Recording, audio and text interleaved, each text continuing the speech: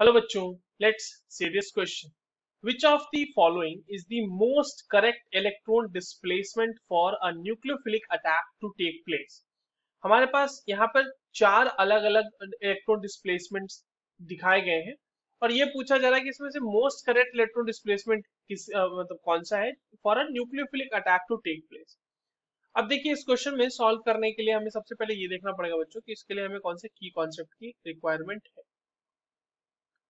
देखो, ये जो सवाल है ये बेसिकली हमारे पास किसी भी रिएक्शन में न्यूक्लियोफिलिक अटैक का सवाल है, ये है ना. न्यूक्लियोफिलिक अटैक कैसे होता है, कहाँ पे होता है, ये देखना है हमें. देखिए, अगर आपके पास किसी सिस्टम में पाई बॉन्ड मौजूद है जो जिसके ऊपर न्यूक्लियोफिलिक अटैक हो सकता है, तो उसके ऊपर पहले होगा attack as compare to sigma bonds.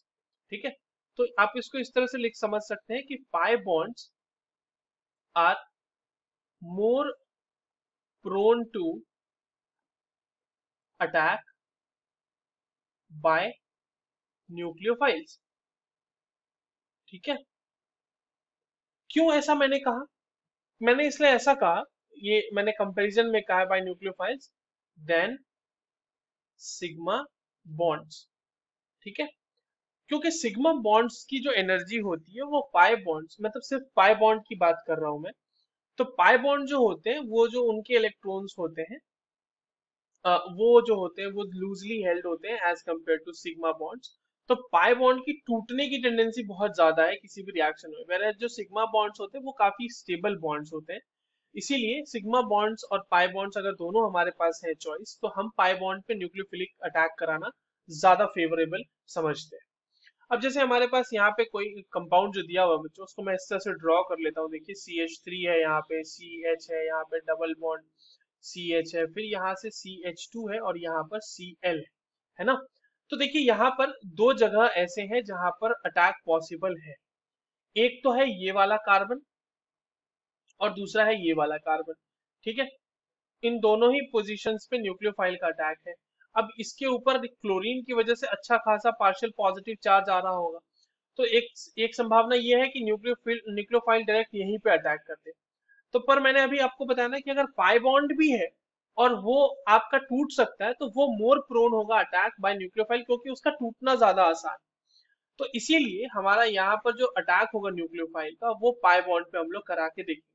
अब देखो, पाई बॉन्ड में दोनों तरफ करा सकते हैं, यहाँ पर भी करा सकते हैं, यहाँ पर भी करा सकते हैं. तो अगर न्यूक्लियोफाइल यहाँ पे अटैक करेगा तो ऑब्वियस सी बात है ये बॉन्ड इधर की तरफ टूटेगा. और अगर ये बॉन्ड इधर की तरफ टूटेगा तो रिएक्ट मतलब सिस्टम में स्टेबिलिटी उतनी नहीं आ पाएगी, सिस्टम को स्टेबलाइज नहीं कर पाएगा ये अपने आप में. जबकि अगर मान लो कोई न्यूक्लियोफाइल है वो यहाँ पे अटैक कर दे आपका, ठीक है, यहाँ पे न्यूक्लियोफाइल अटैक कर रहा है, तो इन रिटर्न ये वाला बॉन्ड इधर की तरफ शिफ्ट हो जाएगा और साथ ही साथ यहाँ पर से Cl निकल जाएगा सिस्टम से बाहर. ठीक है, तो यहाँ पर से अटैक के बाद आपका क्या बन जाएगा, ये कुछ इस तरीके से बन जाएगा. CH, यहाँ पर CH3 तो पहले से लगा हुआ था, यहाँ पे हमने न्यूक्लियोफाइल लगा दिया.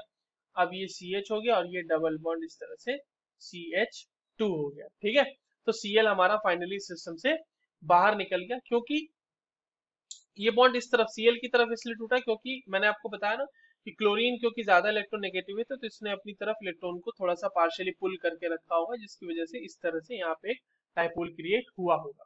तो मैंने जो मूवमेंट दिखाई है, ये वाली मूवमेंट जो है ये कहाँ दी हुई है हमारे पास, ये दी हुई है ऑप्शन नंबर 2 में. अब देखिए, ऑप्शन नंबर 1 में उल्टा काट तोड़ दिया है बॉन्ड और Cl को भी निकाल दिया, ये तो पॉसिबल ही नहीं है. अगर ये बॉन्ड इस तरफ टूट रहा है इस तरीके से, तो Cl क्यों निकलेगा साथ ही साथ, वो तो CH3 का है ना उधर मामला. अगर मैं बॉन्ड इधर तोड़ देता तो CH3 से H निकलता, तो CH बॉन्ड तोड़ना Cl बॉन्ड से थोड़ा ज्यादा मुश्किल है, इसलिए वो नहीं टूटा. तो इसलिए ये वाला नहीं हो सकता हमारा. थर्ड के केस में आप देखिए सिंपल डिस्प्लेसमेंट करा दिया है, तो अगर हम सिंपल डिस्प्लेसमेंट करा दें तो carbon at a time 5 bond बना लेगा फिर. तो कार्बन 5 बॉन्ड तो बना नहीं सकता एट अ टाइम, इसलिए Cl का निकलना जरूरी है. इसलिए ये भी पॉसिबल नहीं है, ये आधा अधूरा है. इसमें साथ साथ Cl भी निकलना चाहिए, क्योंकि 5 बॉन्ड नहीं बना सकता कार्बन. और फोर्थ वाला जो है वो मैंने जो स्टेटमेंट लिखा है कि pi bonds are more susceptible to the attack, उसको बेसिस पे ध्यान में रखते हुए फोर्थ को भी हम लोग रूल आउट कर सकते हैं. So the correct answer is option number 2. I hope you understood this well. All the very best.